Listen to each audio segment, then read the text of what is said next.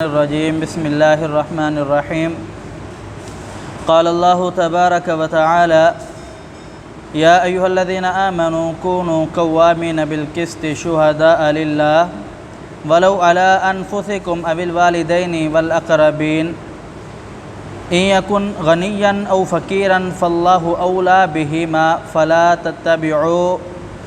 تتبعوا الهوى أن تعدلوا وإن تلووا أو تعرضوا فإن الله كان بما تعملون خبيرا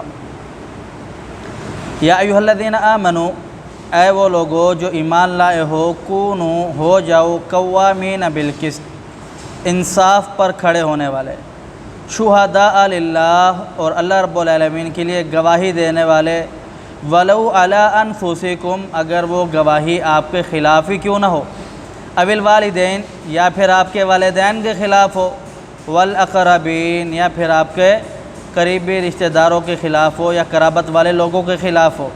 ان یکن غنیا، اگر کوئی مالدار ہو، غنی ہو، او فقیرا، یا پھر فقیر ہو، مسکین ہو، فاللہ، اللہ رب العالمین، اولا بہما، زیادہ حقدار ہے ان دونوں سے۔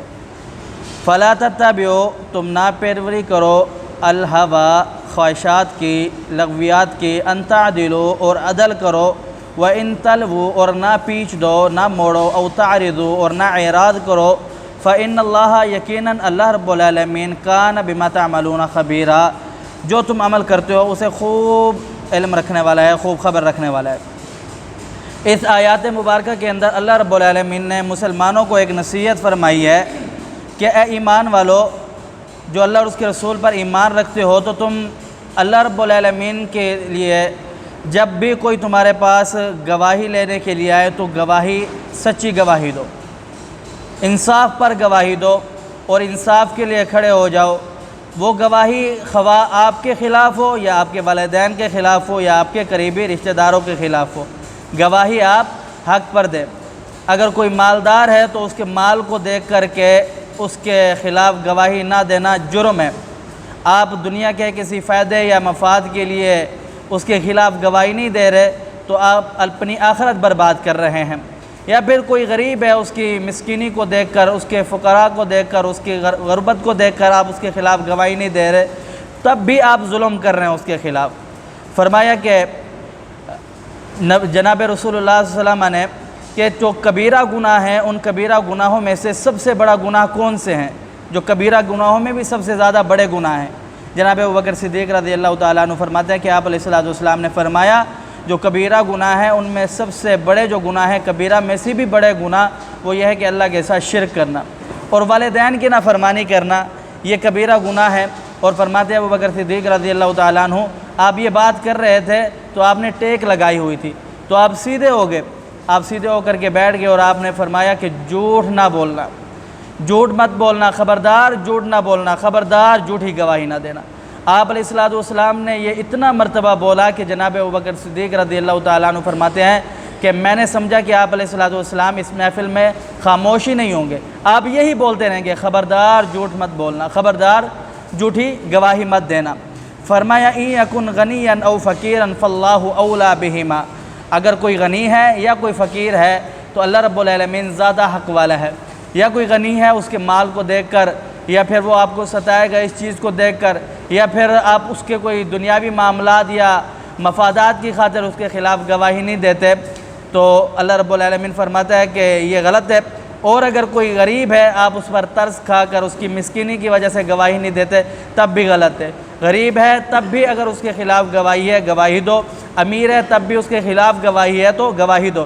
ہاں، آپ کے رشتہ داروں پر گواہی آتی ہے، اگر ان کے خلاف ہے تو آپ ان کے خلاف گواہی دو۔ آپ کے والدین پر کوئی ان کے خلاف گواہی آتی ہے تب بھی آپ ان کے خلاف گواہی دیں۔ یہاں تک کہ آپ کی خود کے اوپر کوئی آپ کے خلاف گواہی آتی ہے تو آپ اپنے خلاف بھی گواہی دیں، کیونکہ آپ اس دنیا سے اپنا معاملات کھاتا کلیئر کر کے اپنی آخرت کو بچا لیں۔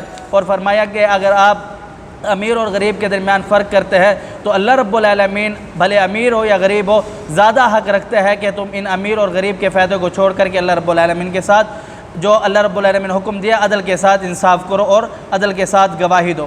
فرمایا کہ وَلَا تَتَّبِعُوا الْهَوَىٰ، اپنے خواہشات کی پیروی نہ کرو، ان تعدلوا، کیا کرو؟ عدل کرو، وَإِن تَلْوُوا نہ پیٹ دو۔ پیٹ دے کا مطلب یہ ہے کہ جس کے خلاف گواہی آ رہی ہو آپ اس طرح بات کو بیان کریں، اس طرح بات کو چمکا کر کے، بات کو مزین کر کے، خوبصورت کر کے پیش کرے کہ جس کے خلاف گواہی ہو اس کے خلاف وہ سزا سے بچ جائے یا اس کو بچاوا ہو جائے۔ فرمایا کہ وَإِن تَلْوُوا أَوْ تَعْرِضُوا، ایسے پیچ نہ دو زبان کو اور اعراض نہ کرو۔ فَإِنَّ اللَّهَ، یقیناً اللہ رب العالمین، کان ہمیشہ سے بِمَا تَعْمَلُونَ خَبِيرًا، جو تم عمل کرتے ہو اسے خوب علم رکھنے والا ہے، خوب جاننے والا ہے۔ تو گواہی جو ہے وہ اپنے خلاف ہو یا پھر کسی دوسرے کے خلاف ہو، آپ گواہی حق پر دیں۔ مدینہ منورہ کے اندر جناب حافظ ابن حجر العسقلانی رحمہ اللہ نے بلوغ المرام کے اندر ایک واقعہ ذکر کیا ہے۔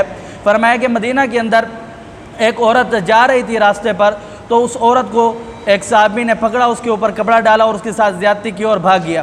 جب عورت اٹھی اور اپنا کپڑا اتارا اور دیکھا بھاگتے بھاگتے اس کے پیچھے گئی تو ایک شخص جا رہا تھا اس کے پیچھے۔ اس نے سمجھا کہ اس شخص نے میرے ساتھ زیادتی کی ہے۔ وہ مقدمہ اپنے رسول اللہ صلی اللہ علیہ وسلم کے پاس لے کر کے چلی گئی۔ جب رسول اللہ صلی اللہ علیہ وسلم کے پاس وہ مقدمہ لے کر کے گئی، آپ علیہ السلام نے کہا کہ سچ بولو۔ تو صحابہ کرام کی محفل لگی ہوئی تھی، سارے صحابہ کرام موجود تھے۔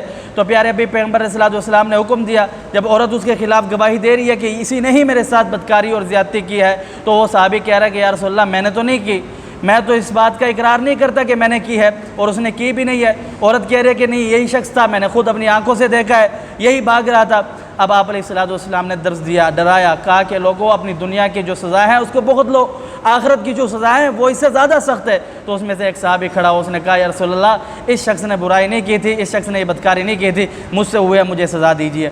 تو اپنی اس دنیا کے اندر اپنے کھاتے کلیئر کر لے، آخرت کی سزاؤں سے بچے۔ اللہ رب العالمین نے بھی اسی چیز کا حکم دیا۔ اللہ سمجھنے عمل کی توفیق دے۔ قل قولی ھذا استغفر اللہ لی ولکم ولسائر المسلمین۔